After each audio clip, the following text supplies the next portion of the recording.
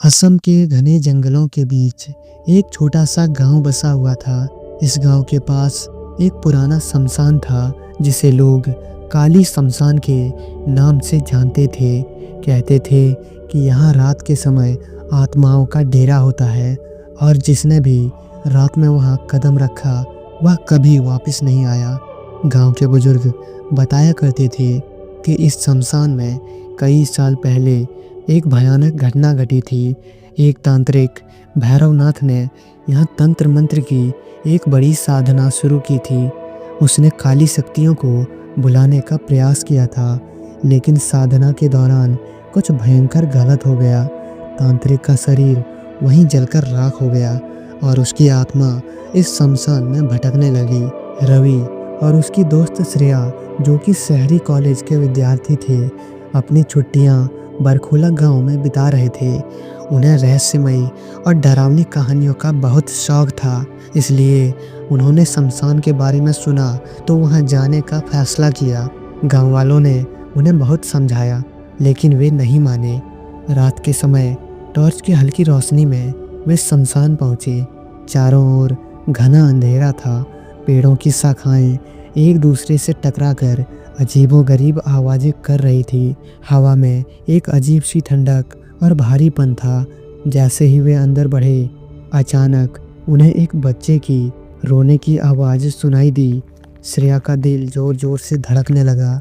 रवि ने कहा, शायद कोई बच्चा खो गया होगा, चलो देखते हैं। पर जैसे ही उन्होंने आगे कदम बढ़ाया, आवाज़ धीरे धीरे हंसी में बदल गई। वह हंसी इतनी भयानक थी कि श्रेया ने रवि का हाथ कसकर पकड़ लिया। जैसे जैसे वे अंदर गए, उन्होंने देखा कि कुछ पुरानी चिताएं अधजली अवस्था में पड़ी थी। एक चिता पर अभी भी धुआं उठ रहा था, मानो किसी ने अभी अभी उसे जलाया हो। अचानक हवा का झोंका आया और चिता की आग अपने आप तेज हो गई। आग की लपटों में उन्हें तांत्रिक भैरवनाथ का चेहरा नजर आया। उसकी आंखें खून जैसी लाल थी और उसके चेहरे पर एक विकृत मुस्कान थी। रवि और श्रेया पीछे हटने लगे, लेकिन उनके पीछे का रास्ता गायब हो गया। चारों ओर घना कोहरा छा गया। तभी एक कंकाल जैसी आकृति उनके सामने प्रकट हुई। उसकी हड्डियां चटक रही थी और उसकी चाल एकदम अजीब थी। वह आकृति धीरे धीरे उनकी ओर बढ़ने लगी। रवि ने अपनी टॉर्च उस आकृति पर डाली, लेकिन टॉर्च की रोशनी धीरे धीरे बुझने लगी। चारों ओर सन्नाटा था। केवल उस आकृति की हड्डियों की चटचटाहट ही सुनाई दे रही थी। आकृति ने अपना हाथ बढ़ाया और जैसे ही उसका हाथ श्रेया को छूने वाला था, श्रेया अचानक जमीन पर गिर पड़ी और उसके शरीर में झटके आने लगे। रवि चीखते हुए, श्रेया श्रेया उठो, पर श्रेया की आंखें सफ़ेद हो गई और उसके मुंह से एक भारी आवाज़ निकली, तुम्हें यहाँ नहीं आना चाहिए था। वह आवाज़ किसी बूढ़े तांत्रिक जैसी थी। रवि डर के मारे कांप रहा था।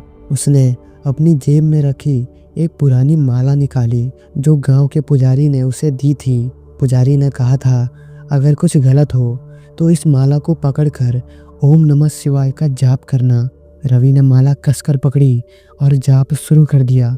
जैसे जैसे वह जाप करता गया, श्रेया का शरीर शांत होने लगा। अचानक चारों ओर तेज हवा चली और कोहरा हट गया। वह भयानक आकृति एक जोरदार चीख के साथ गायब हो गई। श्रेया धीरे धीरे होश में आई। उसने थरथराते हुए कहा, वह तांत्रिक, उसने मेरे अंदर घुसने की कोशिश की थी। रवि ने श्रेया को सहारा देकर वहां से बाहर निकाला। गांव वापस पहुंचकर उन्होंने पुजारी को सब कुछ बताया। पुजारी ने शमशान पर विशेष पूजा रखवाई और तांत्रिक की आत्मा की शांति के लिए यज्ञ किया। लेकिन आज भी गांव के लोग उस शमशान की ओर जाने से डरते हैं।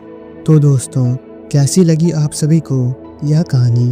अगर आपके पास भी कोई ऐसी कहानी है तो हमें ईमेल करें और हाँ, हमारे चैनल को सब्सक्राइब करें।